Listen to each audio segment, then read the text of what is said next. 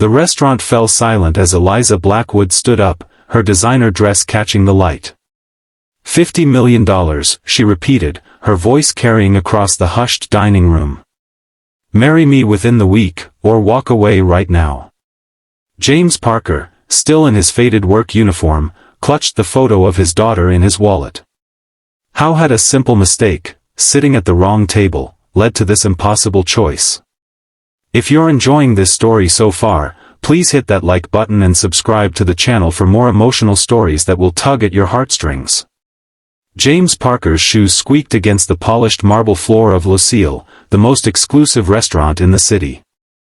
He felt painfully out of place in his faded blue maintenance uniform, the name, Parker, stitched in simple thread above the pocket. The hostess eyed him with barely concealed disdain. "I'm here for the blind date," he said, his voice smaller than he intended. "Table for two, under the name Morgan." The hostess scanned her tablet, perfectly manicured nail tapping against the screen. "Yes, table 14. Follow me." James trailed behind her, acutely aware of the stares from diners in tailored suits and evening gowns. This whole thing had been his sister's idea. "You need to get back out there, Jamie," she'd insisted. "It's been 3 years since Melissa passed. Emma needs a mother figure, and you need someone to share your life with." He'd finally relented, though he couldn't afford a place like this on a maintenance worker's salary. His sister had arranged everything, promising the woman, Sarah, a kindergarten teacher, had agreed to meet somewhere more modest for future dates if they clicked. The hostess gestured to a table by the window with a stunning view of the city skyline. "Your table, sir. Can I get you something to drink while you wait?" "Just water, please," James replied, sliding into the chair and placing his worn phone on the table. He checked the time, 7:58 p.m. His date would arrive any minute. At 8:05, a woman approached the table. She wasn't what James had expected. His sister had described Sarah as down-to-earth, with a warm smile. This woman was striking in an intimidating way, tall, with sharp features, wearing a black dress that probably cost more than his monthly rent. "You're late," she said, sitting down across from him. James blinked in confusion. "I've been here since 8. She raised an eyebrow, studying him with piercing blue eyes. "Interesting approach. Not what I expected." Before James could respond, a waiter appeared with a bottle of champagne. "Ms. Blackwood, your usual." James froze. Blackwood? As in Eliza Blackwood, CEO of Blackwood Industries?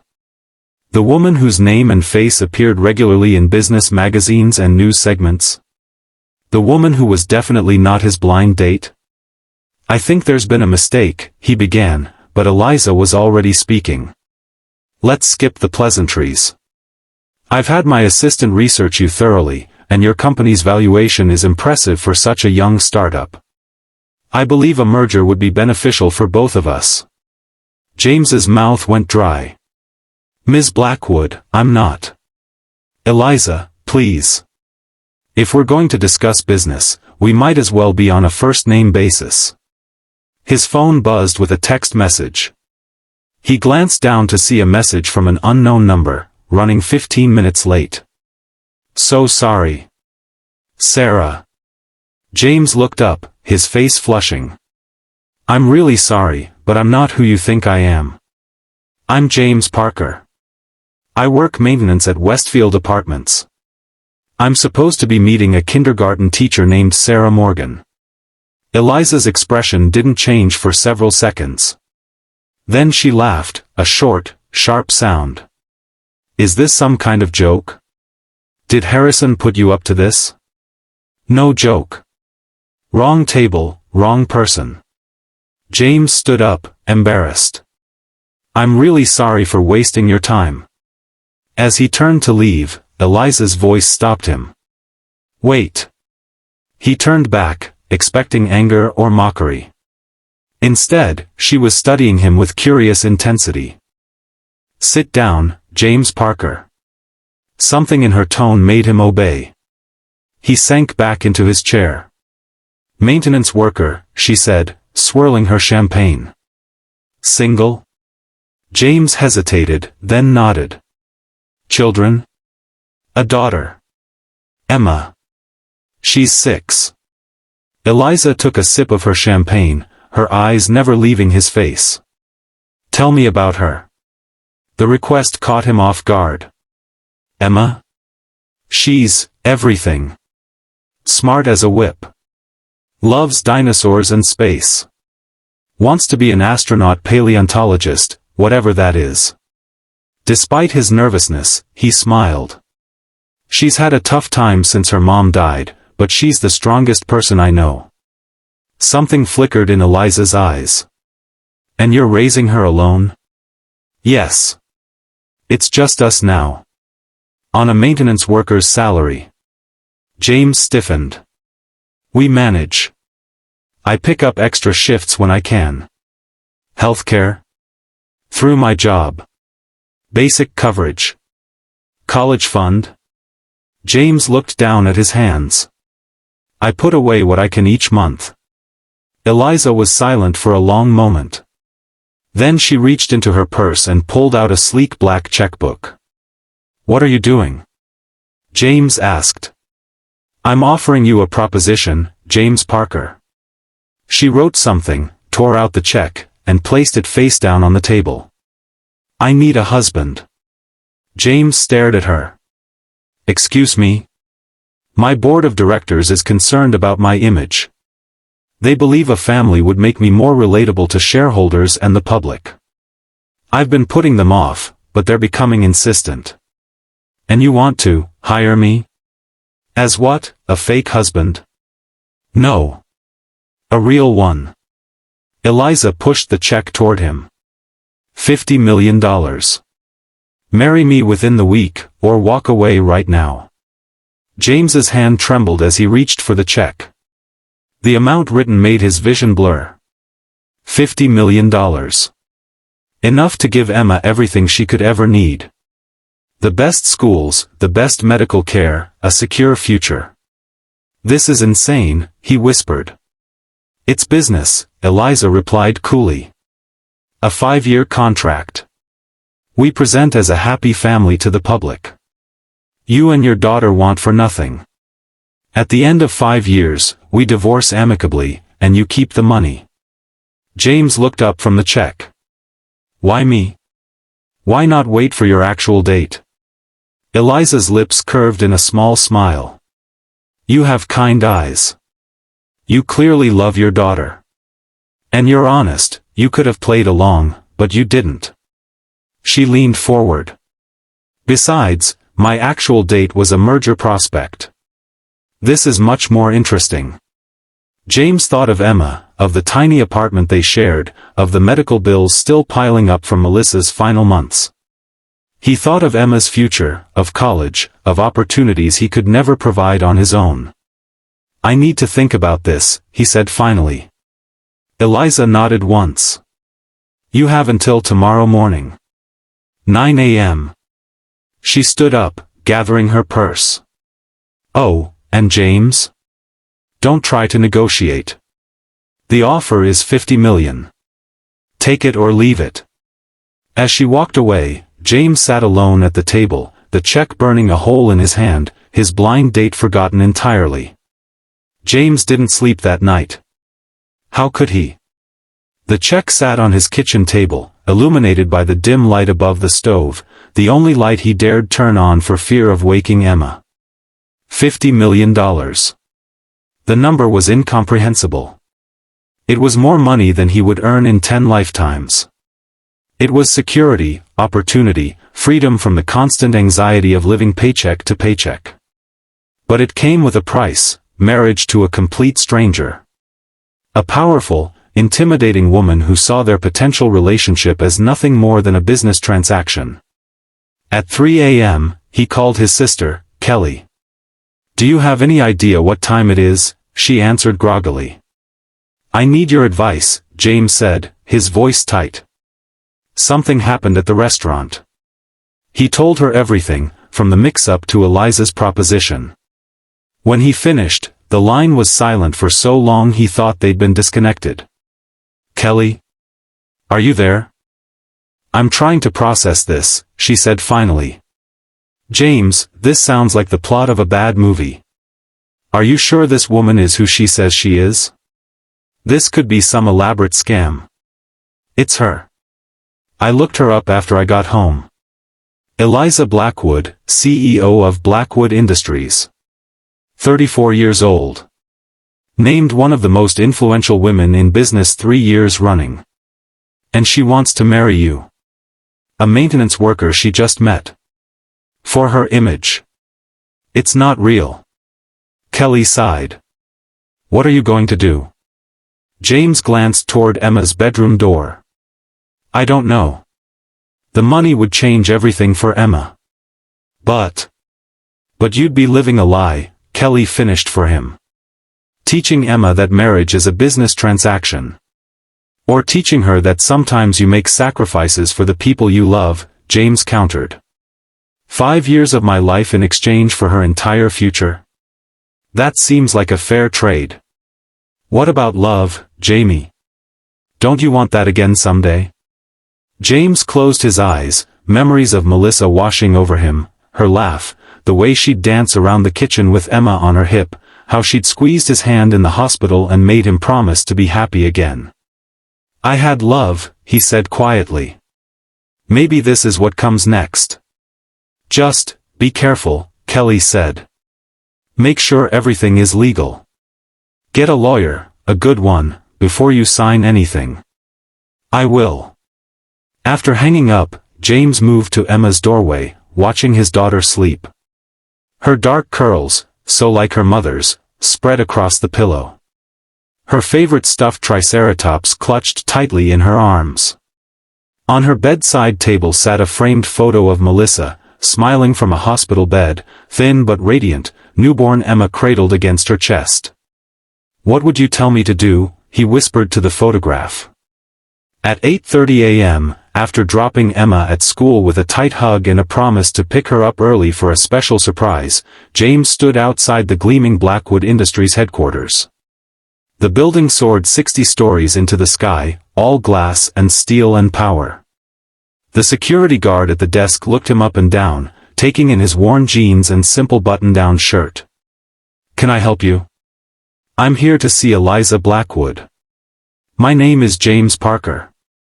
The guard's eyebrows rose slightly, but he checked his computer. "Yes, Mr. Parker. Ms. Blackwood is expecting you. 65th floor. Her assistant will meet you at the elevator." The elevator ride gave James time to second-guess himself a dozen times. Was he really considering this? Marrying a stranger for money? What kind of example would that set for Emma? But then he thought of the opportunities that money would provide. The security. The freedom from worry. The ability to give Emma everything Melissa would have wanted for her. When the elevator doors opened, a young woman in a crisp suit was waiting. "Mr. Parker? I'm Vivian, Ms. Blackwood's assistant. Please follow me." She led him through a maze of glass-walled offices to a set of imposing double doors at the end of the hallway. She knocked once, then opened the door. "Ms. Blackwood, Mr. Parker is here." Eliza sat behind a massive desk, the city sprawled out behind her through floor-to-ceiling windows. She looked up from her computer, her expression unreadable. "James. Right on time. Please, sit." Vivian closed the door behind him, leaving them alone. James sat in one of the chairs facing Eliza's desk, his hands clasped tightly in his lap. "Have you made a decision?" Eliza asked, getting straight to the point. James took a deep breath. "Before I answer, I need to know more about what this arrangement would entail. Exactly what would be expected of me? Of my daughter?" Eliza nodded, as if she'd anticipated these questions. "The terms are straightforward. We marry within the week, a small, private ceremony. You and Emma move into my penthouse. We present as a family to the public, attend company events together, take occasional vacations, appear in the society pages. In private, we lead separate lives. You'll have your own suite of rooms. I work long hours, so our paths won't cross often. And Emma? She'll want for nothing. The best schools, the best healthcare, every opportunity. I'll set up a trust fund for her immediately, separate from your payment. Her future will be secure regardless of what happens between us. James hesitated. And after 5 years? We divorce amicably. You keep the money. Emma keeps her trust fund. We go our separate ways. It sounded clinical, efficient. Like a business merger rather than a marriage. But wasn't that exactly what it was? I have conditions, James said, surprising himself with his boldness. Eliza raised an eyebrow. I told you the offer wasn't negotiable. I'm not negotiating the amount.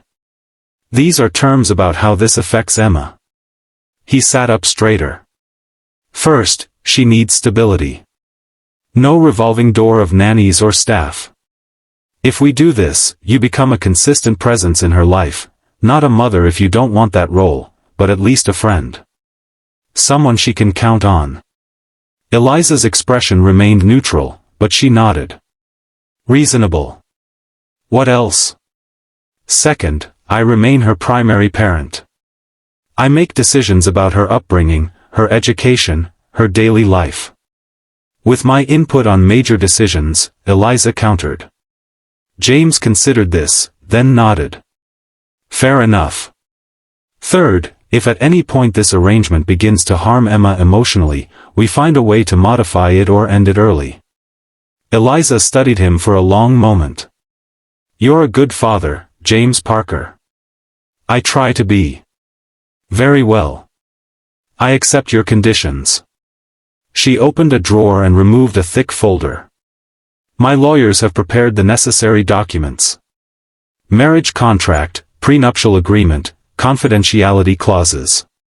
Take them to your own lawyer today. If everything is satisfactory, we can proceed. James took the folder, his decision crystallizing. One more thing. Why me? Really? There must be thousands of men who would jump at this opportunity.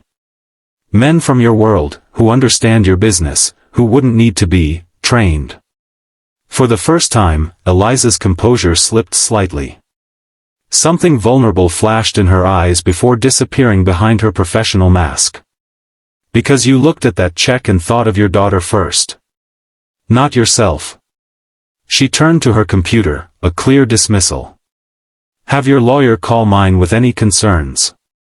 Otherwise, I'll expect your answer by the end of the day. James stood, clutching the folder. At the door, he paused. I'll do it. Eliza looked up, surprise evident on her face. You haven't reviewed the documents. I'll have my lawyer review them, but my answer won't change. For Emma, I'll do it. A small smile curved Eliza's lips. Then I'll see you at the altar, James Parker. The wedding was nothing like James had imagined his second marriage might be. No friends or family besides Kelly and Emma. No personal vows or tearful exchanges. Just a judge in Eliza's penthouse living room, clinical words, and signatures on legal documents. Emma, dressed in a new pale blue dress that Eliza's assistant had delivered that morning, watched with wide, confused eyes as her father slipped a platinum band onto the finger of a woman she'd only met the day before. Is she my new mommy? Emma had asked that morning as Kelly helped her with her hair. James had knelt before his daughter, taking her small hands in his. No, sweetheart. No one will ever replace your mommy. Eliza is going to be part of our family now. Like a special friend. Emma had frowned, processing this. But you're marrying her. Like you and mommy were married. It's complicated, Em. But I promise, this is a good thing for us. We're going to live in a new home, and you'll go to a new school with lots of opportunities. And I'll be with you every step of the way. Now, as the judge pronounced them husband and wife, James felt a surge of panic. What had he done? Had he just made the biggest mistake of his life? Eliza turned to him, her expression composed. In her tailored white suit, she looked more like she was closing a business deal than getting married. But when she leaned in for the obligatory kiss, her lips brushing his briefly, he caught a glimpse of something in her eyes, uncertainty, perhaps. A reminder that beneath the powerful CEO exterior was a human being, making her own kind of sacrifice. After the judge left, Eliza turned to Emma, who was sitting quietly on the sofa, her legs swinging nervously. "Emma," Eliza said, kneeling down to the child's eye level. "I have something for you." She produced a small velvet box from her pocket and opened it. Inside was a delicate silver bracelet with a tiny charm, a triceratops. Emma's eyes widened. "How did you know?" "Your father told me dinosaurs are your favorite," Eliza said, her voice gentler than James had ever heard it. "May I?" She held up the bracelet. Emma nodded, extending her small wrist. As Eliza fastened the clasp, she spoke quietly. "I know this is strange, Emma. I'm not trying to replace your mother. But I promise to be your friend, if you'll let me." Emma studied Eliza's face with the unfiltered scrutiny only children can manage. "Do you like space too?" "I do," Eliza replied. "I have a telescope on the roof terrace. Perhaps we could look at the stars together sometime." A small smile appeared on Emma's face. "Okay." James watched this exchange with a lump in his throat. Maybe, just maybe, this arrangement could work. Kelly approached him as Eliza showed Emma around the penthouse. "Are you sure about this, Jamie?" she whispered. "No," he admitted. "But I'm sure about why I'm doing it." The first weeks of their arrangement were awkward, to say the least. The penthouse was massive, over 8,000 square feet of luxury that made James feel like an imposter. He and Emma had a wing to themselves, with bedrooms larger than their entire former apartment. Eliza was rarely home, leaving before dawn and returning late in the evening. When their paths did cross, conversation was stilted, formal. They were strangers playing house, and both felt the strain. Emma, however, adapted with the resilience of childhood. She loved her new room, decorated with a space and dinosaur theme that Eliza had commissioned before they moved in. She chattered excitedly about her new school, where the teachers encouraged her interest in science with resources James could never have provided. One evening, about 3 weeks after the wedding, James was helping Emma with her homework at the kitchen island when Eliza arrived home earlier than usual. "You're back," James said, surprised. "Meeting ended early," she replied, setting down her briefcase. She hesitated, then asked, "What are you working on, Emma?" "Science project," Emma said, looking up from her paper.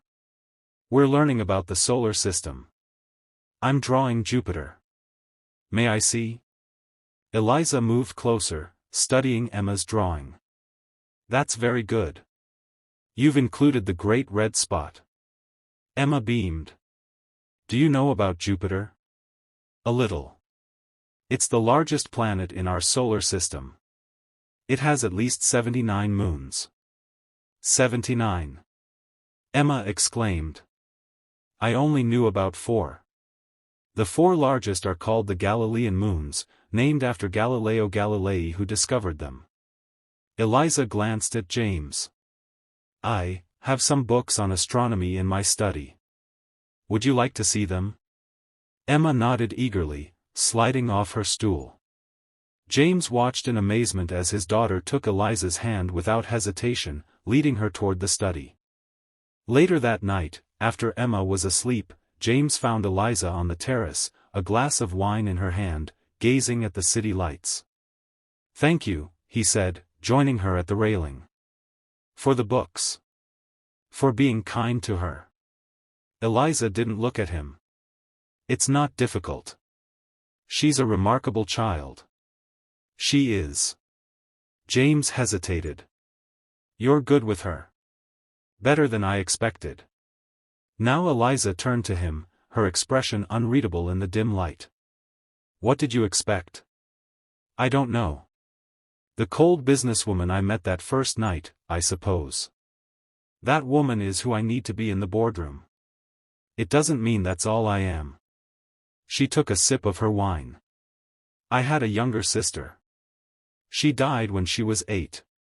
Cancer. The revelation caught James off guard. I'm sorry. It was a long time ago. But Emma, she reminds me of Lily sometimes. The curiosity. The brightness. Eliza shook her head slightly. I don't mean to overstep. You're not, James assured her. Emma needs people in her life who see how special she is. They stood in companionable silence for a moment before Eliza spoke again. We have the charity gala this weekend. Our first public appearance as a couple. James nodded, tension returning to his shoulders. I've been meaning to ask about that. I don't exactly have gala-appropriate attire. My stylist will come tomorrow. She'll take care of everything. Eliza hesitated. Are you nervous? Terrified, James admitted with a small laugh. I don't belong in that world. Neither did I, once. Eliza's voice was quiet. My father was a factory worker. My mother cleaned houses. I got into Harvard on scholarship and worked 3 jobs to cover what it didn't. The first gala I attended, I wore a dress I'd altered myself from a thrift store find. James stared at her, reassessing everything he thought he knew about Eliza Blackwood.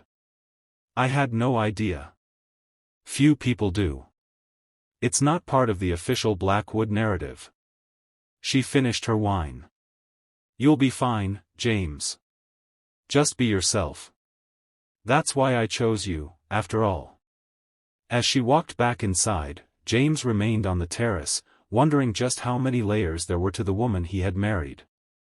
The Blackwood Foundation annual gala was held at the Metropolitan Museum of Art, transformed for the evening into a glittering wonderland of lights, flowers, and music. As their limousine pulled up to the red carpet, James felt his heart hammering against his ribs. Remember, Eliza said, adjusting his bow tie, these people are just people. Some of them started with far less than you. James nodded, taking a deep breath. The custom tuxedo felt foreign on his body, though he had to admit the stylist had done an incredible job. For the first time in his life, he looked like he belonged among the elite. Ready? Eliza asked, her hand on the door. As I'll ever be. The moment they stepped onto the red carpet, flashbulbs exploded around them. James blinked against the brightness, instinctively reaching for Eliza's hand. She took it, squeezing gently in reassurance. Ms. Blackwood. Over here. Eliza. Who's your date? Is this your new husband we've heard rumors about? Eliza smiled for the cameras, a practiced, perfect curve of her lips. Yes, this is my husband, James Parker. We were married 3 weeks ago in a private ceremony. The reporters surged forward, questions flying. How did you meet? Was it a whirlwind romance? Mr. Parker, what do you do?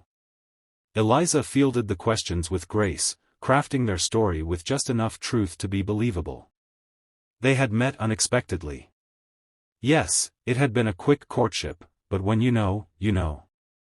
James was transitioning from his previous career to join the Blackwood Foundation's outreach programs. James followed her lead, smiling when appropriate, adding brief comments when directly addressed. By the time they made it inside, he felt like he'd run a marathon. You did well, Eliza murmured as they accepted champagne flutes from a passing waiter. I felt like an imposter, James admitted. Welcome to high society, Eliza replied with a wry smile. Half the people here feel the same way. Throughout the evening, Eliza introduced James to a blur of faces, board members, business partners, socialites, politicians. He shook hands, made small talk, and tried to remember names that immediately slipped from his memory. What surprised him most was how naturally Eliza played the role of besotted newlywed. Her hand rested on his arm, she laughed at his awkward jokes, she gazed at him with what appeared to be genuine affection. If he didn't know better, he might have believed it himself. During dinner, seated at the head table with Eliza's board chairman and his wife, James found himself drawn into conversation about Emma. "Eliza tells us your daughter is quite the little scientist," Mrs. Harrington said warmly. "She is," James replied, unable to keep the pride from his voice. "She's obsessed with dinosaurs and space. Wants to be an astronaut paleontologist." "A what?" Mr. Harrington laughed. "Someone who studies dinosaur fossils on other planets," James explained. "She's convinced Mars might have had dinosaurs." "What a delightful imagination," Mrs. Harrington said. "You must bring her to the children's benefit next month. My granddaughter is about her age, they might get along." As the conversation continued, James caught Eliza watching him, a curious expression on her face. When their eyes met, she smiled, not her public smile, but something smaller, more genuine. Later, as the orchestra played and couples filled the dance floor, Eliza led James to join them. "I should warn you," he said quietly, "I'm not much of a dancer." "Just follow my lead," she replied, placing his hand on her waist. "It's just a simple waltz." As they moved together, James gradually relaxed, letting Eliza guide him through the steps. She was close enough that he could smell her perfume, something subtle and expensive, with notes of jasmine. "Everyone's watching us," he murmured. "Let them," she replied. "We're giving them exactly what they want to see, the powerful CEO tamed by love. Is that what this is about? Humanizing your image?" Eliza's rhythm faltered slightly. "Partially. The board believes a family makes me more relatable, less intimidating. Shareholders respond better to executives they can see themselves in." "And what do you believe?" She met his eyes, her expression suddenly vulnerable. "I believe loneliness is the price of power. Until now." Before James could respond, the music ended. Eliza stepped back, her professional mask sliding back into place.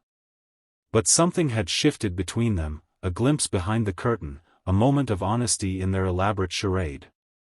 2 months into their arrangement, life had fallen into a rhythm.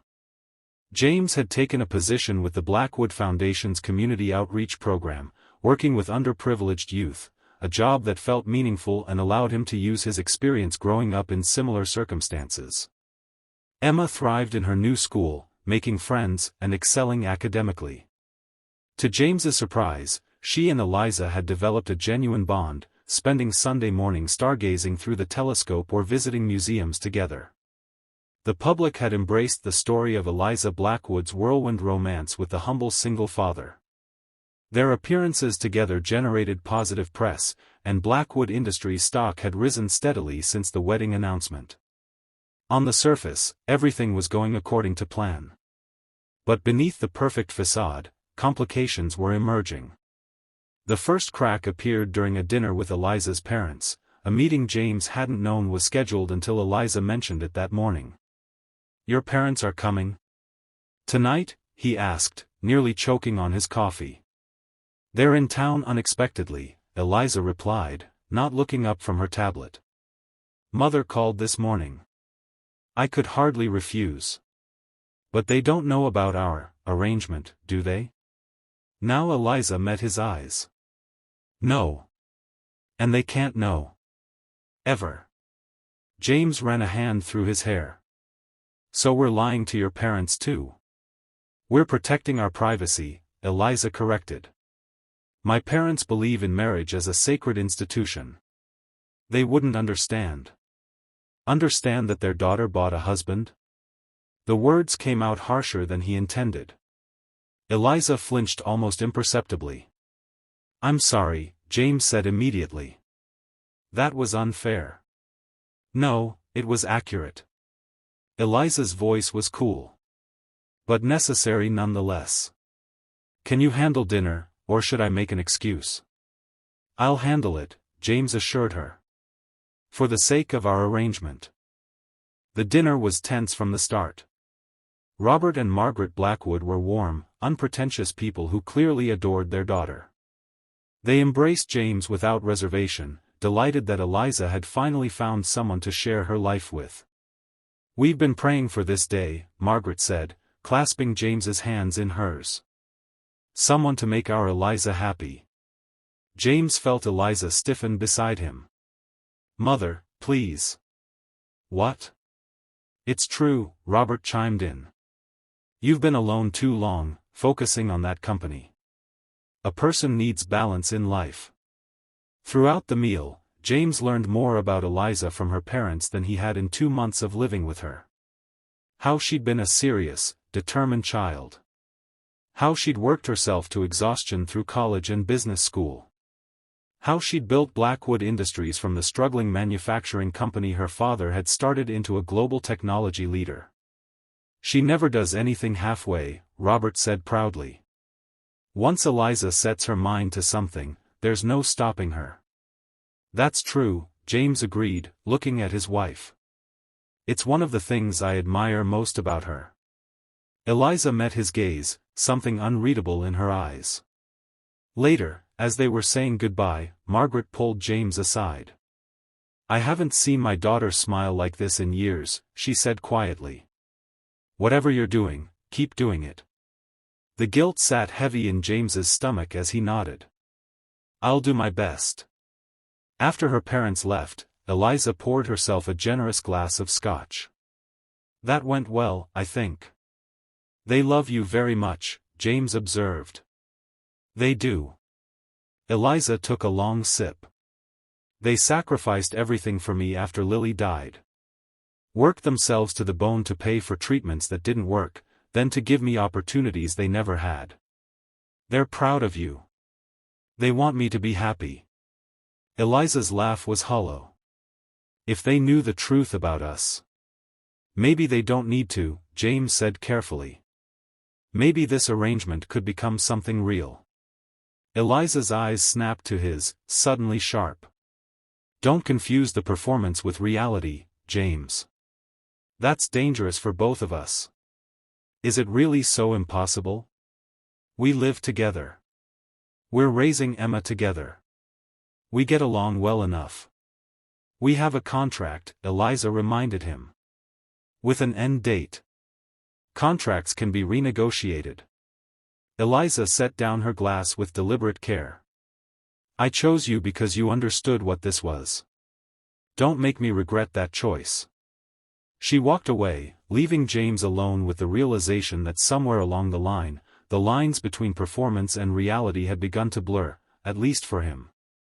The second crack appeared a week later, at Emma's school science fair. James arrived early, helping Emma set up her display on exoplanets. Eliza had promised to attend, but as the event began, she was nowhere to be seen. Where's Eliza? Emma asked, scanning the crowd of parents filing in. She's coming, sweetheart, James assured her, checking his phone for the 10th time. No messages. As Emma presented her project to the judges, James saw her eyes continually darting to the door. His heart ached at the hope in her expression, gradually fading as the minutes ticked by. When the awards were announced and Emma received honorable mention, her smile was brave but dimmed. Can we wait a little longer, she asked as families began to leave. Maybe Eliza's just stuck in traffic. Sure, Em. Let's wait. They sat on the steps outside the school for 30 minutes before James's phone finally rang. James, I'm so sorry, Eliza's voice was rushed, background noise suggesting she was still at the office.